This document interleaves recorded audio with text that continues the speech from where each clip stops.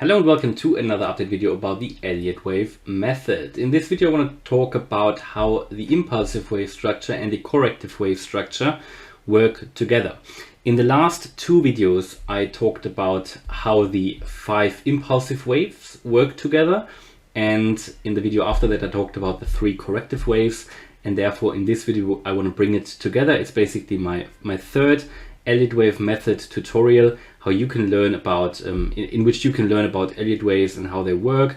So this will be a long video series, and because the Elliott Wave Method can be quite complex, it's quite a lot to learn. You know, I've got a large book lying around here which has I think over 200 pages, 300 pages, whatever, but it is quite significant. It's quite a lot to take in, and therefore I will cover it in various chunks. This video is part of a playlist.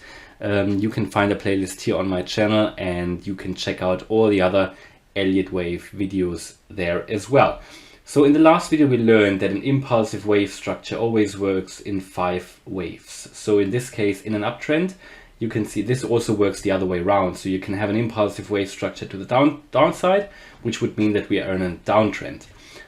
You can see here that we've got wave 1 to the upside, wave 2 to the downside. That's a corrective wave. Wave 3 to the upside, wave 4 correcting this, wave 3, and wave 5 to the upside, right? So this is 1, 2, 3, 4, 5, again, part of a larger wave 1.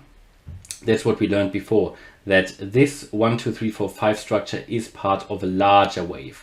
So this could be part of a larger wave 1, for example. On the other hand, this wave 1 that you see coming up here will also consist of 5 waves. You know, if you were to zoom in, you would find 5 waves in here. So anyway, as soon as we've hit the top here, you get this corrective pattern A, B, and C. Yeah, disregard this arrow here on the right hand side for the moment. But you've got this corrective wave structure A, B, and C, which is correcting this 1, 2, 3, 4, 5 structure. You can also understand it as a wave 2, as you can see here in purple. So what you see here in large, you can actually see down here in small. You can see the small on the left hand side, the small wave 1 and the wave 2. Now if you were to zoom in, as I said, you would see the wave 1 consisting of 5 smaller subwaves, and the wave 2 consisting of 3 smaller subwaves A, B, C. Whatever you can see here in the large picture as well. And this 1, 2 will then continue here, yeah, again in a large towards a larger wave 3, because you've got the larger wave 1 here, you've got a larger wave 2. So the next step will be another 5 wave impulse to the upside, yeah, which will then form the larger wave 3, and then you get a wave 4 and a wave 5, and all of that could be part of an even larger wave 1. So in the according to the Elliott Wave Method, impulsive waves, and they can be to the upside or the downside, but check out the other videos as well about that, but an impulsive wave, which is the trend direction, always consists of 5 waves, yeah, and a corrective wave structure always consists of 3 waves, A, B, C. So this all works together, and it can become quite complex because waves are part of larger waves. So I will show you now how that can look. There you go. So we've got on the left hand side here what I've just shown you. So you've got the 1, 2, 3, 4, 5, A, B, C. So that 1, 2, 3, 4, 5 is part of a larger wave 1. Then you've got A, B, C, which is part of a larger wave 2. Then it continues with 1, 2, 3, 4, 5 to the upside, is part of a larger wave 3. You've got an A, B, C to the downside, part of a larger wave 4. 1, 2, 3, 4, 5 to the upside, part of a larger wave 5. Now with that, you've completed another larger scale impulsive wave to the upside, because you are here suddenly in large wave 5. Now that could be part, in this case it is part of an even larger wave 1.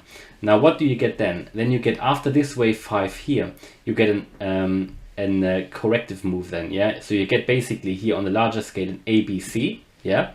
But within this ABC, as I talked about it, you've got a 1, 2, 3, 4, 5, yeah? And then you've got this 1, 2, 3, 4, 5 is corrected by an ABC. And then you continue in the trend direction, because this is a corrective move in a downtrend, a short-term downtrend.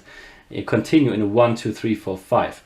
So basically, as we said before, the moves A and C here in green, they also consist of 5 waves, yeah? and only the corrective waves here, always in red, they are always consisting of 3 waves, okay? So, and these are the ABCs, as you can see here. And then this is completing the even larger scale wave 2. And then we continue. Basically, you can add all of this. Yeah, you can add the whole thing here to where the green arrow is on the right hand side. And this can repeat into much larger time scales. You know, you can go into years and years and decades. And that just explains why the Elliott Wave method can become quite complex, but it is one of the best tools to forecast market moves, sentiment shifts, and possible trend directions, and generally the direction of the trend.